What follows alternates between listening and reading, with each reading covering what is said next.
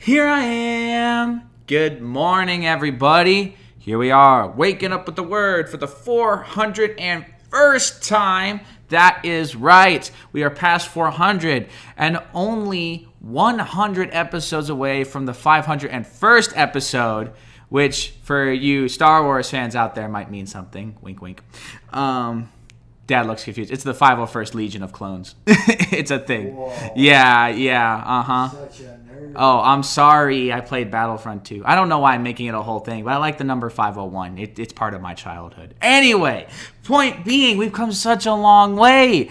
Wow, over 400 episodes of Wake Up With The Word together, and I think this might have been like my first direct Star Wars reference in an episode of Wake Up With The Word. So that's a big deal, right?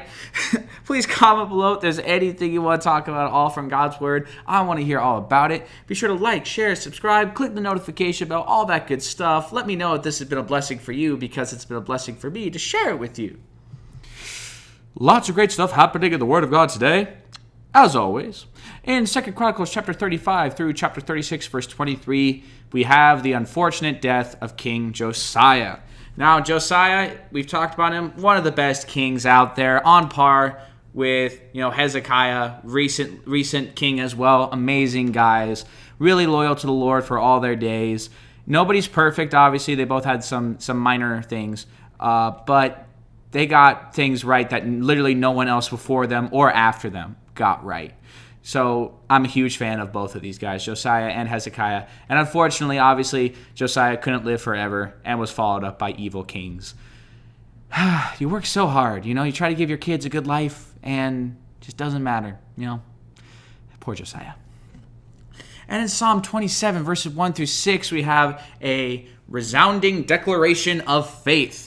As you know, if you've watched previous episodes, lamenting has been a big thing in Psalm recently. So you could kind of see this as sort of a resolution to that. It's like, despite everything, I declare my faith. I believe that the Lord will deliver me. It's not asking for it. It's saying it's going to happen. The psalmist believes. The psalmist has complete faith and resolve that God will take care. That God will take care of him. It's going to be fine. So we should all declare that pretty much every day.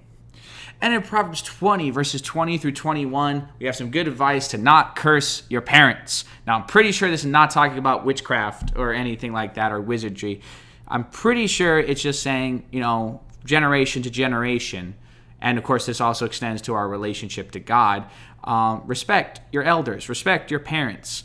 If you move forward without that, if you can't respect your parents on earth, how can you respect your Father in heaven? So it's kind of a problem right there, obviously. So these things go hand in hand. It's good life advice right there. But today we are going to be in 1 Corinthians chapter 1, verse 10, a very important verse about a topic that comes up a lot nowadays, but people don't quite seem to understand: unity. You might hear that word a lot, but no one really seems to know what they're talking about. Like, I'm not saying I do. I'm just going by what's in here. So if we turn to the word, we can find out what actual unity would look like. And I'm just going directly from here. So I think that's the best place to find answers, right? So please join me in 1 Corinthians chapter 1, verse 10. Now I plead with you, brethren, by the name of our Lord Jesus Christ, that you all speak the same thing, and that there be no divisions, diversions, among you, but that you be perfectly joined together in the same mind and in the same judgment. I'm sure diversions would be bad too, those are distractions, but that's not what it says, so I fixed it. So, as I was saying, people talk about unity a lot nowadays. Everyone seems to notice how the church is divided, but no one seems to have a legitimate solution. People say we should just stop fighting or just agree to disagree. But all any of that does is keep the disagreements and contentions below the surface, waiting to just explode out. Unity isn't just an agreement to leave each other alone. It's a decision to be of one mind, one heart, one spirit, and one goal. Unity only comes when we are truly on the same page, and the only right page to be on is the truth of Jesus Christ. We should stand together for the unabridged truth of God's word, the truth that is always consistent no matter how the world may change. God does not change. His word does not change. The truth does not change. So why should we, the servants of the Lord, allow the world to change us? The church should be of the same mind and the same judgment. That is what true unity looks like. We should live according to God's word, love as Christ has loved us, and never compromise the truth, even in the face of persecution. Unity in Christ is the only path to any unity. There you go. Without unity in Christ, you can't have any form of unity. And we must seek it out, as it is the only way to preserve the church in the midst of the ongoing trials and struggles of our age. Please pray with me. Dear Father in heaven, thank you so much for this day. Lord, help us to remember what true unity is and that it can only come from you. That if we stand alone, if we try to just agree to disagree, try to make it happen on our own, we will fall apart. But through you, we can be united. We can have fellowship. We can accomplish your goals, Lord. Help us to be on the same page, the page of serving you, of giving our all for Jesus Christ, of following the scriptures, of not being changed by the world, but instead changing the world. Help us to live as true brothers and sisters of the faith. In Jesus' name I pray. Amen.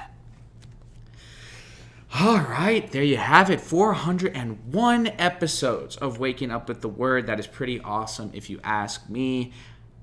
I just continue to be blown away by how much God does from just a brief time in His Word. You can just do 20 minutes and you'll get something from it. God is always at work in every aspect of our lives if we are faithful to Him. But I do find often that I can't quite get in the right mindset if I don't start with God's word. That's just how I feel. I know some people do it before they go to bed. Completely legitimate. I get that. Honestly, it gives you the right feeling as you go to sleep and as you wake up in the morning. I totally get that. For me, it's like if I don't start with it, I'm just not going to get focused. So that's the importance of it. It should shape our lives. It should be what focuses us, understanding and living out God's word. And with that said, a reminder that our memory verse for the kind of next week and a half, because like I said, I started midweek this time, is Genesis 1 verse 1. In the beginning, God created the heavens and the earth. So keep that in mind. Keep reading it. Keep working on it. You break it into chunks. You can start with in the beginning, just over and over. In the beginning. Boom, done. Which is perfect because it's the start of the verse. So it's going to be a good way to memorize it. Then you go, God created. In the beginning, God created. Then the heavens and the earth. In the beginning, God created the heavens and the earth. Boom. Plenty of tools to memorize with. So I hope you're working on it, and I hope you internalize the very first verse of God's word. Please comment below if you want to talk about this or anything else in Scripture. We will work through it together. Be sure to like, share, subscribe, click the notification bell, and I hope you'll be in fellowship this Sunday where it doesn't usually happen right at the end, but it did, wherever you are. God bless you all, and have a blessed and wonderful day.